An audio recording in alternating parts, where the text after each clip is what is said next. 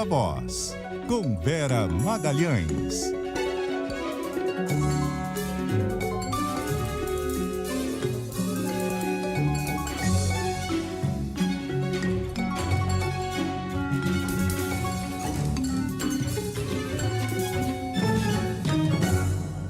Olá, boa noite. São 6 horas em ponto. Viva Voz começando mais cedo, trazendo muito mais informação, análise, bastidores e os principais aspectos das notícias aqui do Brasil, do resto do mundo. Hoje é dia de reunião entre os representantes dos vários poderes para discutir o assunto das queimadas, dos incêndios, e está acontecendo agora. Eu estava assistindo antes de entrar aqui, Carol, a fala da ministra Marina Silva, antes também a fala do físico Paulo Artacho, relatos bastante graves do que está acontecendo no Brasil.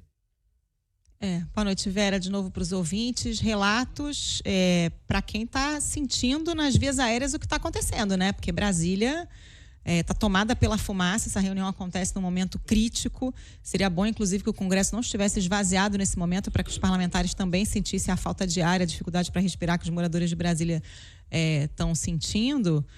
E tudo muito ainda no campo das ideias, né, Vera? O país pegando fogo e a gente não vê ainda uma ação, de fato, coordenada para dar conta do que está acontecendo, né? Exatamente. Essa reunião, né, as medidas eram para ter sido anunciadas ontem, houve esse adiamento, essa ideia de envolver os presidentes dos poderes. Provavelmente Arthur Lira teve de voltar a Brasília. Essa semana não é uma semana de esforço concentrado, ele está muito envolvido na campanha eleitoral em Alagoas. Já o presidente do Senado, Rodrigo Pacheco, estava em Brasília mesmo, não tem participado muito diretamente das eleições. Estão os dois lá participando, né, diretamente. Está lá o presidente do Supremo, Luiz Roberto Barroso, também o procurador-geral da República, Paulo Gonet, e o presidente do TCU não está, Bruno Dantas, está representado pelo conselheiro ministro Vital do Rego. Quem vai trazer as informações dessa reunião, que, como eu disse, ainda está transcorrendo, não terminou, é a Isa Staciarini. Boa noite, Isa. Qual que é a expectativa para hoje, já que já são 2 dias em que a gente esperava o anúncio das medidas e elas ainda não vieram? Isa, Agora sim, Vera, muito boa noite a você, a Carol e a todos os nossos ouvintes nessa abertura da reunião com todos os chefes dos 3 poderes da República e também ministros do primeiro, o presidente, que os incêndios que atingem o país aparentam ser oportunismo e provocação de alguns setores, e admitiu que o Brasil não está 100% preparado para lidar com eventos climáticos extremos. Ele frisou que o governo vai tomar atitudes que não foram previstas até hoje e reconheceu que 90% das cidades brasileiras não estão conseguindo lidar com os impactos ambientais. O dado concreto é que hoje no Brasil a gente não estava 100% preparado para cuidar dessas coisas. As cidades não estão cuidadas, até 90% da cidade estão despreparadas para cuidar disso. Os estados são poucos que têm preparação, que têm defesa civil, que têm bombeiro, brigadista, quase ninguém tem. Lula disse que não dá para confirmar que há motivação política, mas afirmou que o governo busca autorização para investigar essas ocorrências e citou, por exemplo, que a Polícia Federal está com 52 inquéritos paralisados para investigar a suspeita de incêndios criminosos e que não consegue a autorização da primeira instância do Poder Judiciário para fazer essas investigações.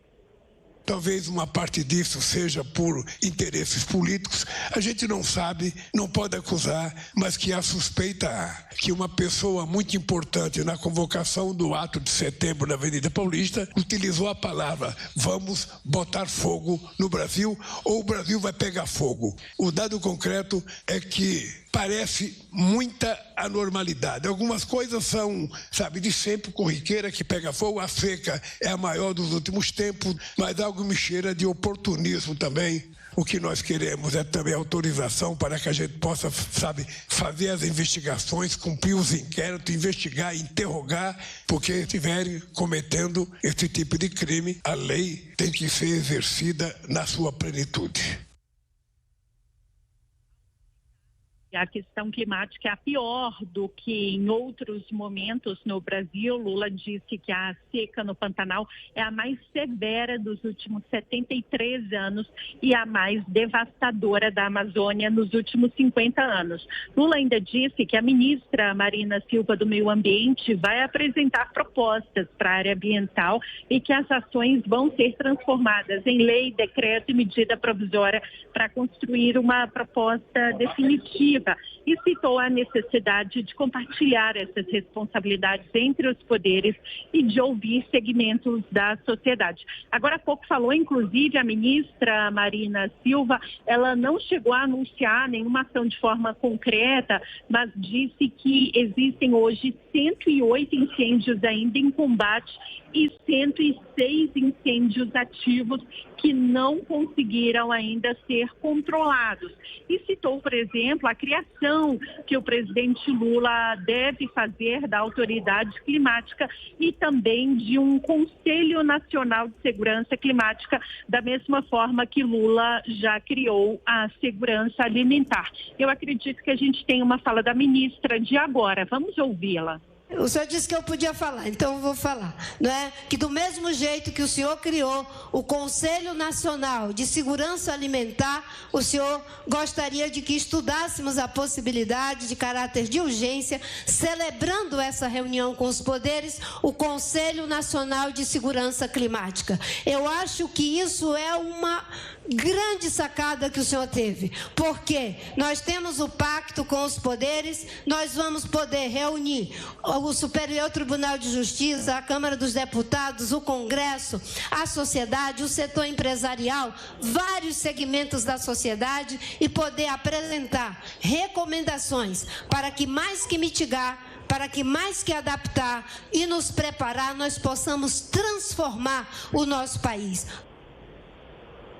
O Planalto, Vera e Carol, transmite essa reunião na íntegra, ao vivo. Agora, há pouco, quem falava era o secretário executivo do Ministério do Meio Ambiente e participam não só Arthur Lira, Rodrigo Pacheco e o ministro Luiz Roberto Barroso, presidente do Supremo Tribunal Federal, como também a alta cúpula do primeiro escalão do governo, com a participação de praticamente os principais ministérios, né, os principais ministros e também o vice-presidente Geraldo Alckmin. Vera, eu volto com você.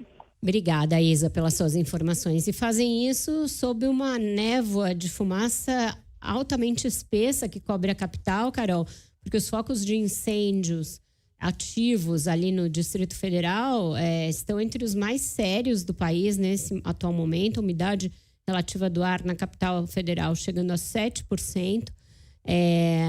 A questão do Parque Nacional ali de Brasília não está controlada e ele fica numa área urbana muito próxima ali das residências, do plano piloto, etc. Então, uma situação gravíssima.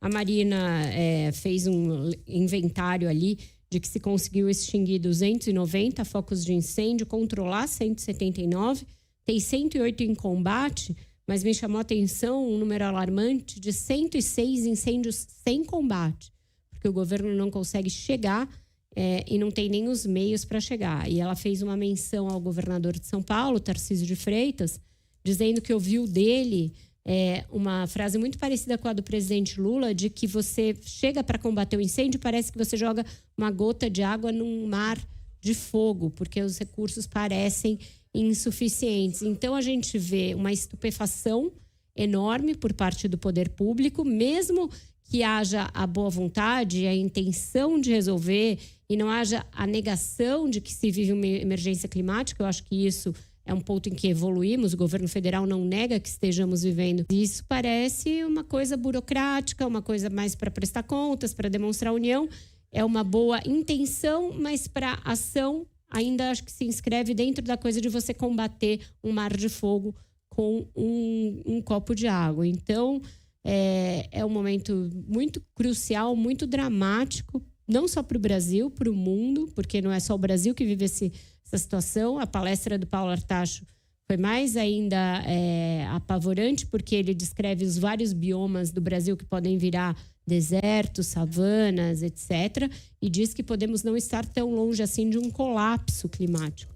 Então, se a ideia era chamar os ministros à ação e os parlamentares e mostrar que existe uma emergência, eu acho que todos os recados foram dados. Eu acho que falta avançar numa velocidade mais rápida no sentido de provimentos orçamentários. Eu acho que aí não há que se negar que isso vai ter que ser excepcionalizado do arcabouço fiscal, por mais que isso traga outras consequências sérias, mas é um momento de guerra, realmente. A gente está em guerra contra essas queimadas, esses incêndios, e de criar estruturas permanentes que permitam combater o fogo num prazo mais rápido, e não só brigadas ali de emergência e deslocamento de efetivos. Tem que se criar uma estrutura institucional, um arcabouço de proteção mais permanente e mais robusto.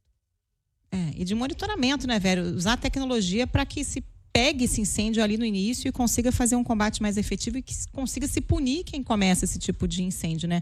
Estava vendo aqui alguns números que o Rodrigo Agostinho, presidente do IBAMA, passou para o blog da Miriam Leitão. Segundo ele, são 3.245 brigadistas, 700 fiscais, 1.100 viaturas, 22 aeronaves e 40 embarcações atuando para conter as queimadas do Brasil afora.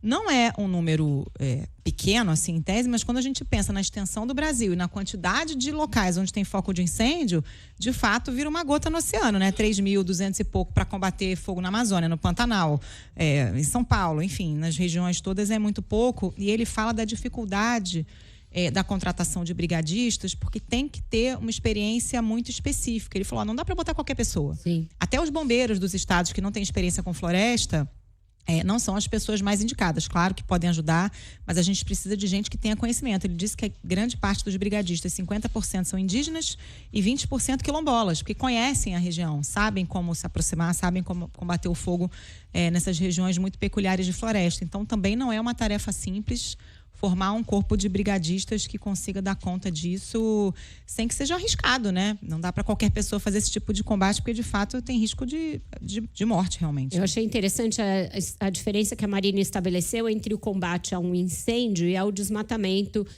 estrito sensu, porque quando o INPE emite um alerta de desmatamento, ele está começando, portanto ele é um trabalho em progresso, e as equipes do IBAMA, da Polícia Federal, do Exército, conseguem chegar, aprender quem está promovendo e cessar aquilo. O fogo, ainda mais numa situação de estiagem como a que a gente está vivendo, em poucos segundos ele se alastra, e o alarme leva pelo menos 40 minutos para chegar em Brasília. Nisso, o fogo já ganhou uma proporção que já vai se tornando difícil de combatê-lo. Ela falou, nós somos um barril a céu aberto com uma alta quantidade de matéria orgânica inflamável. É isso que é o Brasil hoje. Então, uma situação realmente desoladora, com a qual o Lula vai ter da qual o Lula vai ter que prestar contas lá na ONU, porque o presidente viaja no fim de semana para abrir a Assembleia Geral da ONU com esse rastro de fogo e fumaça na bagagem. Quem vai falar um pouquinho de como ele pretende tratar esse assunto diante da Assembleia das Nações Unidas é a Samantha Klein, que já está com a gente na linha. Boa noite, Samantha. Boa noite, Vera e Carol. Olha, o presidente Lula deve abordar no seu discurso de abertura da Assembleia Geral da ONU, na próxima terça-feira, a onda de queimadas que castiga o Brasil sob a perspectiva das mudanças climáticas. Ainda que internamente o governo investigue os incêndios como crimes ambientais, também há um entendimento de que o Brasil está na rota dos eventos climáticos extremos, o que torna os incêndios ainda mais graves e difíceis de serem contidos. O secretário de Assuntos Multilaterais Políticos do Itamaraty, o embaixador Carlos Konzendey, ele fez um briefing para a imprensa agora à tarde e ele indicou que o presidente deverá convocar a comunidade internacional à ação contra os efeitos do aquecimento global. Ele também afirmou que o Brasil não terá de dar satisfação sobre as queimadas, mas afirmou que o país é uma vítima desses eventos extremos, a exemplo da seca histórica que castiga o norte do país. como tem sido enfatizado pelas análises, o que a gente tem visto no Brasil tem uma relação muito grande com os eventos climáticos extremos, né? Ou seja, uma seca excepcional que está, de certa maneira, relacionada a essas transformações que têm acontecido. Então, nesse sentido, acho que é ao contrário, quer dizer, você vai levar para o cenário internacional e dizer é preciso atuar rapidamente, é preciso agir, porque vejam só o que está acontecendo no Brasil. Na ONU, Lula ainda deverá abordar os impactos das redes sociais na desestabilização das democracias, assim como também deverá chamar os atores globais para temas como desenvolvimento social, combate à fome, inclusão, além de transição energética, que é mais um tema aí correlacionado às mudanças climáticas e também, claro, de alguma forma, com a situação que o Brasil está vivendo no momento. Ao longo da semana, o presidente ainda vai participar de outros eventos, como a Cúpula do Futuro, que deverá resultar num documento sobre a reforma do sistema dos organismos internacionais, em especial o Conselho de Segurança e a Assembleia Geral da ONU, esses que são temas aí já quase que tradicionais, pleitos tradicionais da diplomacia brasileira. Também é importante destacar que Lula participa dessa Assembleia Geral acompanhado dos ministros Fernando Haddad da Fazenda, Marina Silva do Meio Ambiente. Ele volta ao Brasil ali pelo dia 25, participa dessas agendas, viaja já na sexta-feira para Nova York, participa dos eventos ao longo da semana, volta ao Brasil e depois ainda tem agendas no México. Essa foi inclusive umas perguntas, né, que os jornalistas fizeram. Afinal de contas, ir direto para o México seria um pouco incoerente em meio a essa onda de queimadas, essa crise que o Brasil está vivendo. Com vocês. Obrigada, Samantha, pelas suas informações. Até sábado, portanto, deverá haver já um conjunto de medidas anunciadas. A medida provisória criando a autoridade climática parece ser ali o carro-chefe do que o presidente vai ter a apresentar na Assembleia Geral, Carol, mas eu imagino que o discurso dele seja muito voltado para a necessidade de os países ricos financiarem a mitigação, a adaptação e a transformação das economias dos países emergentes, dos países em desenvolvimento, diante das mudanças climáticas, diante da necessidade de zerar o desmatamento, como é uma das grandes aí, um dos grandes objetivos, uma das grandes metas, ainda muito longe da realidade de países como o Brasil, mas necessária para que, por exemplo, a Amazônia não esteja ameaçada, o Pantanal não esteja ameaçado. Então, acho que esse clamor pela necessidade de um financiamento internacional vai ser forte, vai ser uma tônica importante do discurso que o Lula vai fazer em Nova York. Vera, e para além da imagem do Brasil, né, nesse discurso na Assembleia Geral da ONU, tem uma questão econômica aí muito séria, né? Porque temos exportações para vários países. No caso da União Europeia, por exemplo, tem uma nova regra para entrar em vigor que veta importações de produtos oriundos de áreas desmatadas, isso em 1º de janeiro de 2025.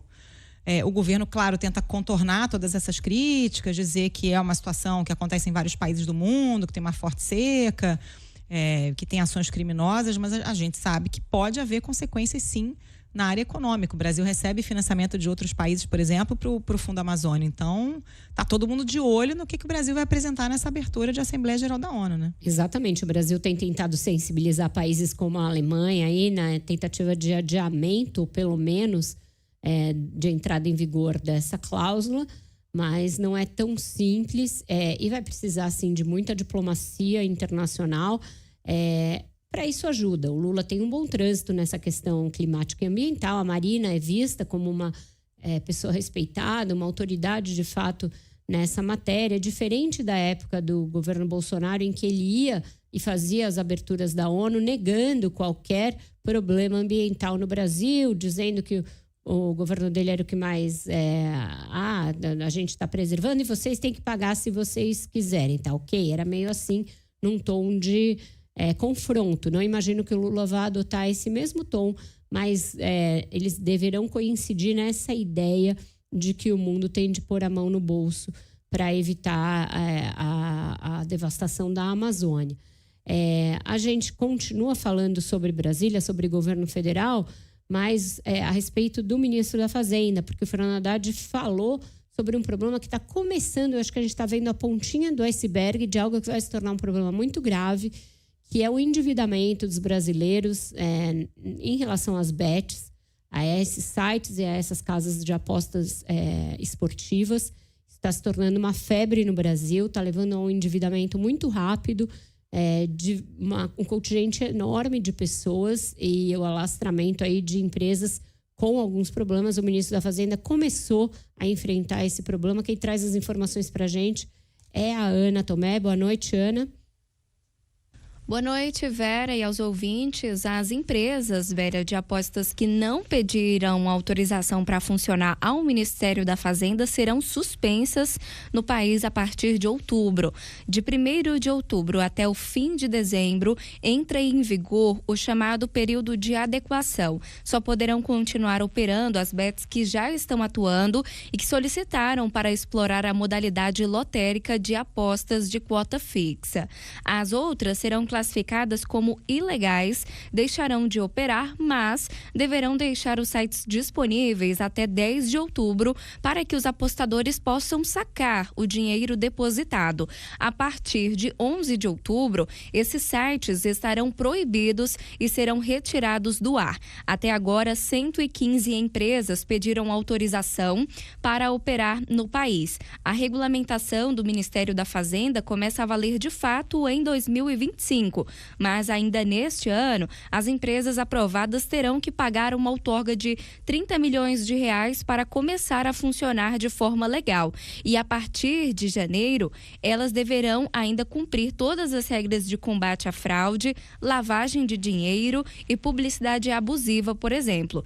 O ministro da Fazenda, Fernando Haddad, disse que o Brasil vive uma pandemia com dependência de jogos e defendeu o processo de regulamentação que prevê até mesmo o fim do uso do cartão de crédito nesses sites. Se for necessário um crédito extraordinário para esse fim, sim. Mas o número eu não posso te confirmar porque ainda não nos chegou o número fechado. Aqui na Fazenda não. Eu não vou deixar desamparado o combate ao incêndio. Chegando aqui é 24 horas. O problema não é a Fazenda. Agora, as empresas que já pediram autorização ao governo têm até 30 de setembro para informar quais marcas comerciais delas estão em atividade e quais sites elas usam. A partir de janeiro, todas vão passar a usar o domínio brasileiro com a extensão bet.br. A gente segue acompanhando isso daqui, Vera.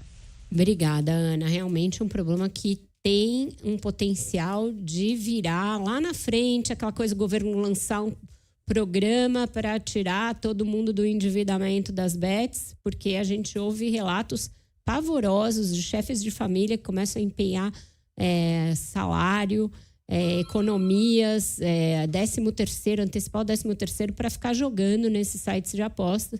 E é algo que é incrível, porque se liberou um monte de time de futebol é patrocinado por essas empresas, um monte de casa de espetáculo, enfim, elas ganharam uma proeminência muito rápida e vai ser difícil voltar essa pasta de dente para dentro do tubo, proibir depois desse libera geral que foi feito. Então, muito complicada essa situação. Já tem bet até criando rede de aposta sobre resultado de eleição, Vera. Imagina o risco disso. Exatamente. A pessoa numa cidade pequena, vamos votar no vereador fulano aqui, porque a gente apostou na bet que o cara vai ganhar. É um descalabro, né? Não tem o menor cabimento. O Globo trouxe dados de gente que está deixando de fazer graduação. 35% dos interessados dizendo que não começaram a graduação porque estão endividados com bet. Então, é alarmante mesmo. Alarmante. A gente vai para o intervalo, depois o repórter CBN volta com a Renata Agostini, que hoje fala sobre o início da reunião do cupom. CBN Ponto de Vista, com Renata Agostini.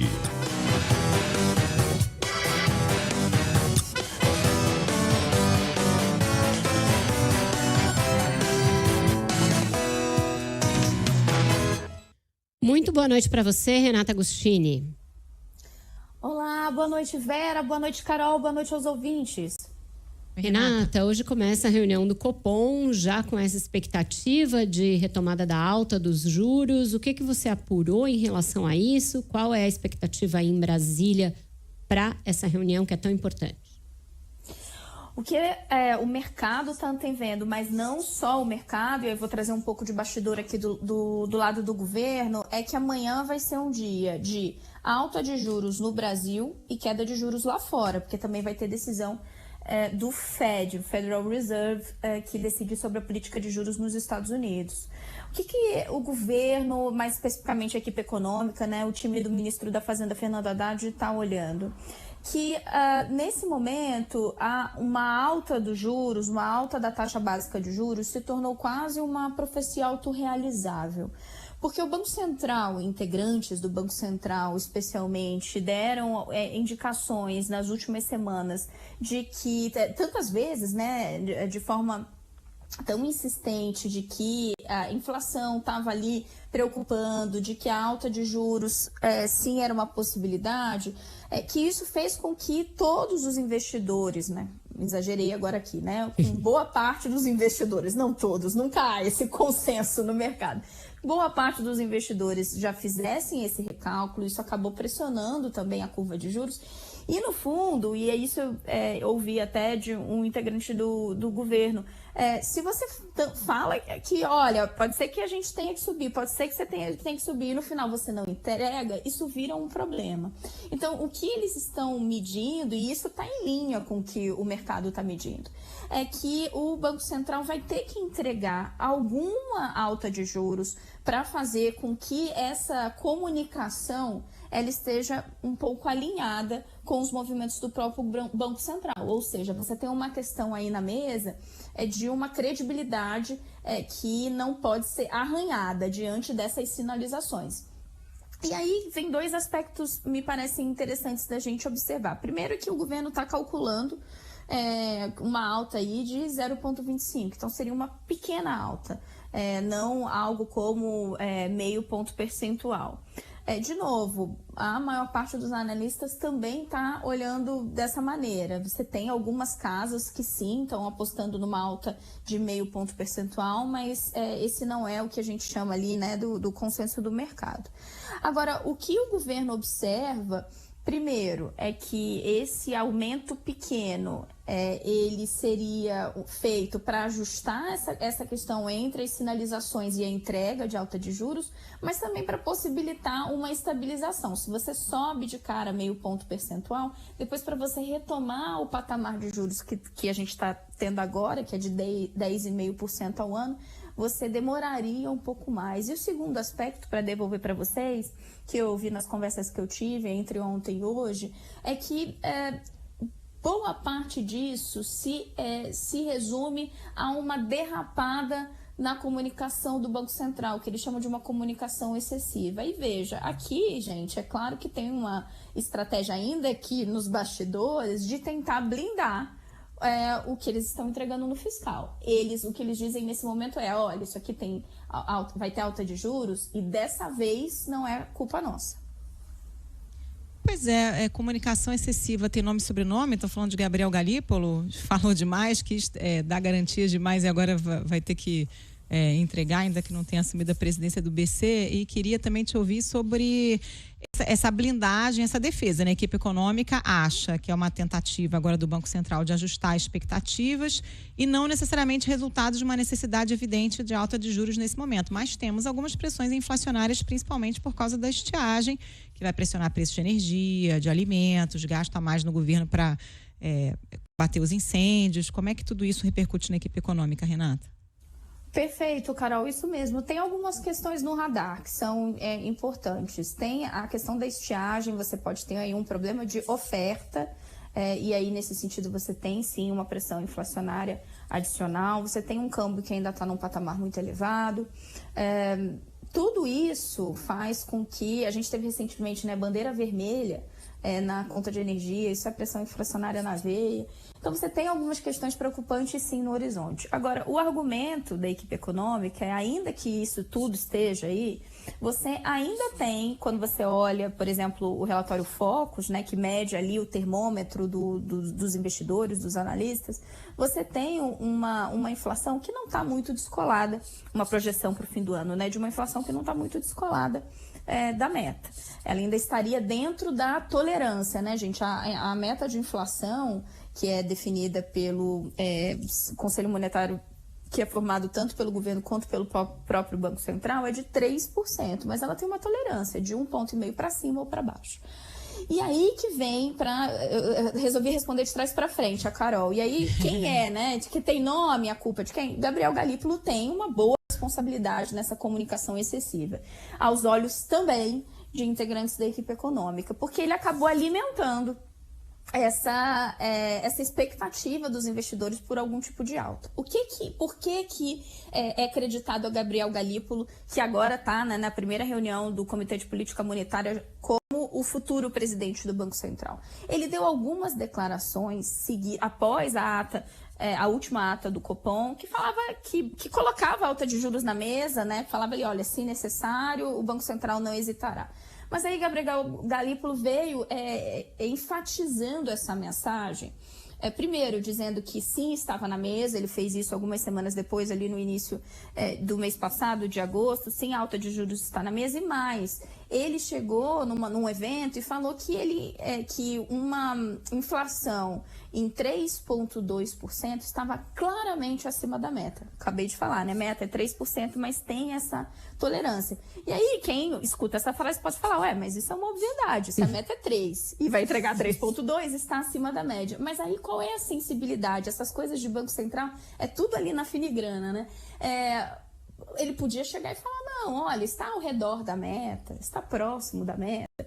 A leitura é que, ao dar essa indicação, ele mostrou sua propensão a uma rigidez maior no controle da inflação e, portanto, em advogar por algum incremento na taxa básica de juros. Então, isso tudo explica o quadro de agora. O governo já está contabilizando que alguma alta de juros vai vir. Me parece que o debate agora é até onde o BC vai levar essa retomada da alta de juros, porque a gente não tinha um movimento de elevação desde 2022, e aí a gente pode eventualmente ver, né, uma nova rodada de queda de braço governo e BC em relação a juros. Renata, você diria que hoje, para essa elevação dos juros, contribui mais o fato da inflação estar ainda preocupando ou da meta fiscal ser considerada distante de ser alcançada, ou apenas essa necessidade do Galípolo de se mostrar confiável ao mercado?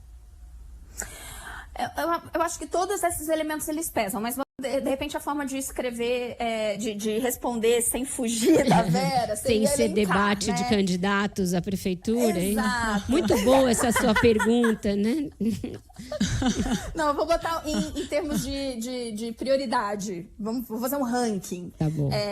Porque todos esses elementos eles pesam, mas a questão inflacionária me parece o primeiro aspecto.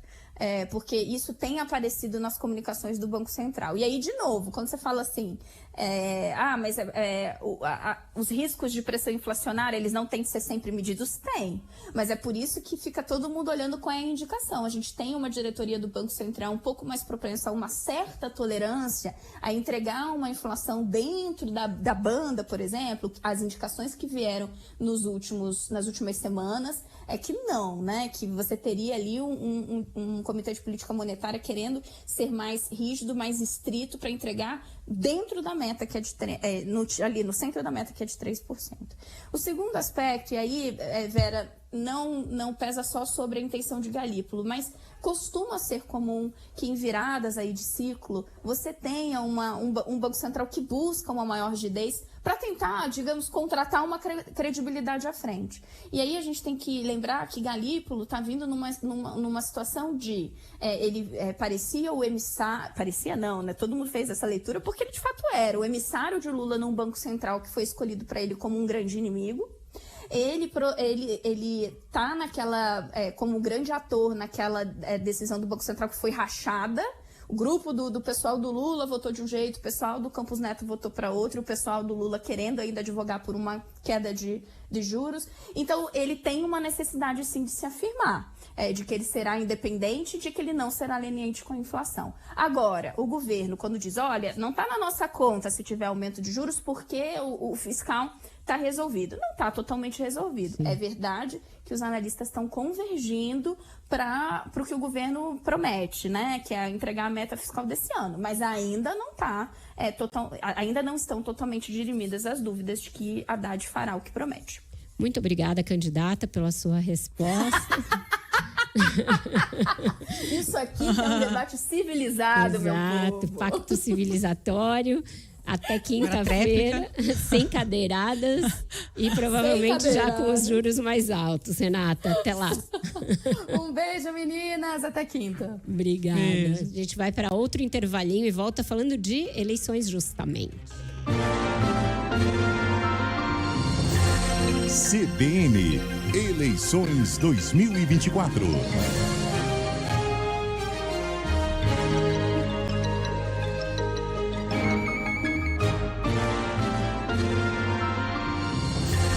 E agora estamos de volta com o Viva Voz, falando justamente de eleições, porque hoje, apenas 2 dias depois do episódio da cadeirada de José Luiz da Atena em Pablo Marçal, houve um novo debate. Tinha uma grande expectativa quanto ao clima, depois no reencontro dos candidatos, depois daquela baixaria tremenda no debate da TV Cultura. Realmente os ânimos começaram exaltados, mas a mediadora do debate, Amanda Klein, já mando parabéns para ela antes mesmo da reportagem, porque ela foi muito bem, conseguiu conter os ânimos. Quem conta para a gente como foi o debate, os principais momentos e como se deu a dinâmica entre os candidatos é o Clauson Dutra. Boa noite, Clauson. Estava tenso o negócio lá? Tenso, viu, Vera? Boa noite para você, Moran, e para todos. É isso, Vera. O primeiro debate após a cadeirada de José Luiz da Atena do PSDB em Pablo Marçal do PRTB foi marcado por troca de acusações, xingamentos e poucas propostas apresentadas. O encontro aconteceu na manhã de hoje, foi organizado pela Rede TV e pelo portal UOL. E, diferentemente do último domingo, não houve agressão física e nenhum candidato deixou púlpito. A segurança reforçada protegia os adversários durante os intervalos do debate, que durou mais de 2 horas. Além de Datena e Marçal, participaram do debate Ricardo Nunes, do MDB, Guilherme Boulos, do PSOL, Tabata Amaral, do PSB e Marina Helena, do Novo. Foram 17 pedidos de direito de resposta e 8 aceitos. Nunes foi o candidato que mais pediu direitos de resposta, 7. O MDBista teve o direito concedido 3 vezes. A maior tensão do debate ocorreu no primeiro bloco entre Nunes e Marçal. O bate-boca começou em um direito de resposta concedido do influenciador. Marçal afirmou que Nunes seria preso por roubar dinheiro de creche. Nunes rebateu, mas não foi possível entender. A mediadora do debate, Amanda Klein, subiu o tom de voz e pediu respeito. Ninguém feriu sua honra. Você vai preso, Ricardo Nunes, por tocar nas merendas das crianças. Vou interromper esse debate. Para receber dinheiro de creche. Você vai preso ano que vem. Volte no 28. Ordem. Agora eu vou colocar na cadeia. Eu vou interromper esse debate. Companham-se. Candidato Marçal, parem os dois. Mas chamou a atenção também, Vera, você que acompanha debates aqui em São Paulo há muito tempo, esse ano não está sendo diferente na eleição, é que o primeiro bloco foi de fato interrompido. A Amanda Klein, mediadora, chamou o intervalo e na volta o primeiro bloco continuou na Rede TV. Inclusive a expectativa de Datena e Marçal no debate que a gente traz agora, né? Datena e Marçal trocaram acusações. Marçal, que participou com o braço imobilizado, afirmou que Datena não é homem e comparou o comportamento do apresentador com um orangotango. Datena, por outro lado, começou o debate pedindo desculpas do eleitor e afirmou que arremessou a cadeira em Marçal para proteger a honra dele. Não estou nem um pouco feliz com o que aconteceu no último debate, claro que não, mas desde criança o meu pai me ensinou que eu teria que honrar a minha família, a mim mesmo e a minha família até a morte. E eu estou disposto a fazer isso, mas estou disposto a conversar. Também houve embate entre Marina Helena e Tabata Amaral. A candidata do Novo afirmou que a adversária usou um jato particular para visitar o namorado, o prefeito do Recife, João Campos, do PSB. Tabata chamou a afirmação de delírio e negou as acusações. Guilherme Boulos citou a parceria com o presidente Lula. O candidato do PSOL fugia dos embates diretos com Marçal e, em certo momento, chegou a comparar o ex-coach com Ricardo Nunes. O debate, apesar de caloroso em alguns momentos, como você disse, né, Vera, perdeu o ritmo e ficou morno até o final. Vera.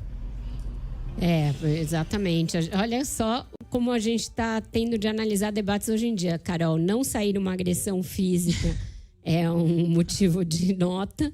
Foi tranquilo. Exato. E a mediadora teve de berrar e chamar um intervalo para conseguir conter os ânimos. Então, não são tempos normais. E a gente fica tão nessa adrenalina, a gente fica viciado nesse tipo de factoide que o Pablo Marçal cria, que quando o resto transcorre em normalidade, ainda que pouquíssimas propostas tenham sido analisadas, quase nenhuma, a gente acha que ficou morno, mas essa deveria ser a temperatura normal. Então, a gente tem que tomar cuidado para não passar a analisar os debates pela régua da caricatura do Pablo Marçal, porque isso é um risco que todos nós corremos de ser contaminados por isso. Os demais candidatos já estão rezando na cartilha dele várias vezes, esse negócio, vê lá nas minhas redes, essa Marina Helena que veio com uma coisa esdrúxula e acha que não tem que provar, ela falou, recebi de uma fonte, então ela que mostre todos os comprovantes de viagens dela daqui para frente. Que história é essa, minha senhora? Não pode fazer acusações desse tipo sem dizer de onde é a fonte, sem dizer onde ela ouviu essa história, porque é muito sério. E também uma mulher trazer o namorado da outra para um debate político é uma coisa muito, muito misógina e que não deveria e que é lamentável. Então, a gente tem uma coluna, uma sessão ali no Globo em que os colunistas dão notas para o debate. É difícil dar uma nota acima da média para qualquer candidato. Está muito rebaixado o debate aqui em São Paulo. E a questão da cadeira... Abaixo da crítica. Abaixo da crítica. A questão da cadeirada virou, inclusive, tema da propaganda eleitoral. Para a gente fechar, a gente traz a Malu Mões, que vai mostrar como o episódio lamentável está sendo capitalizado pelos candidatos. Boa noite, Malu. Boa noite, Vera. Boa noite, ouvintes. A candidata do PSB, Tabata Amaral, aposta no recorte de gênero e se coloca como contraponto dos adversários homens nessa briga, nessa questão dessas duas brigas que teve tanto no debate de domingo quanto as de hoje. O horário eleitoral da candidata mostrou a cadeirada, também exibe cenas de ofensas proferidas pelos candidatos homens desde o primeiro debate, incluindo xingamentos feitos por Ricardo Nunes, do MDB, e Guilherme Boulos, do PSOL, além de Datena e Marçal. Tabata aparece logo na sequência, dizendo que os adversários são marmanjos se xingando e desqualifica a capacidade deles de cuidar do que é importante, como médico no posto, vaga na creche e professor na escola.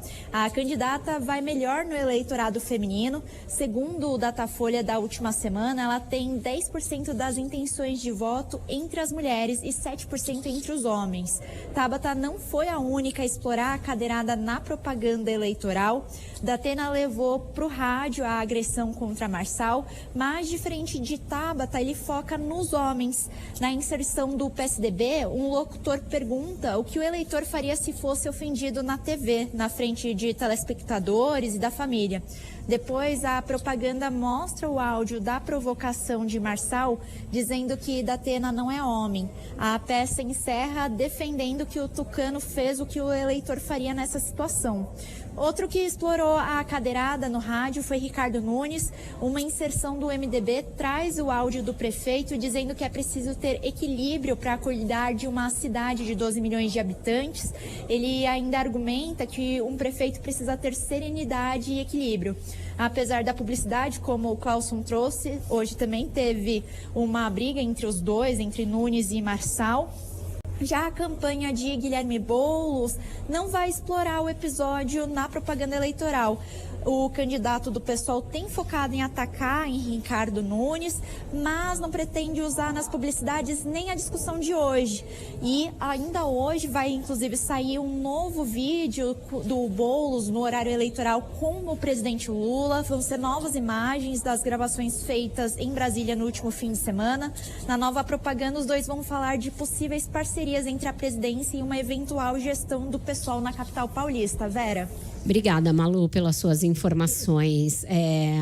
Tem também o meme da cadeirada com o boné nas redes do Pablo Marçal. Enfim, ele primeiro se fez de vítima, apareceu com aquela tipóia lá, braço enfaixado no debate. E agora tá brincando, inclusive põe o próprio filho na coisa ali do boné com a cadeira enfiada, enfim. Tô com inveja da eleição do Rio, Carol Moran. Dá pra trocar? Olha... a situação aqui tá mais tranquila, pelo menos no que se refere à eleição municipal, porque a gente também já sofreu muito no passado, viu? Dá um alívio aqui pra gente. Tá bom, sem cadeirada olhar pro retrospecto pra você. Aí. Beijo, Vera. Amanhã tem mais pesquisa e mais política aqui no Viva Voz. Guilherme Muniz já tá até aquecendo aqui do lado para continuar o ponto final e para tomar conta disso amanhã. Até já. Até lá. Tchau, tchau. Tchau.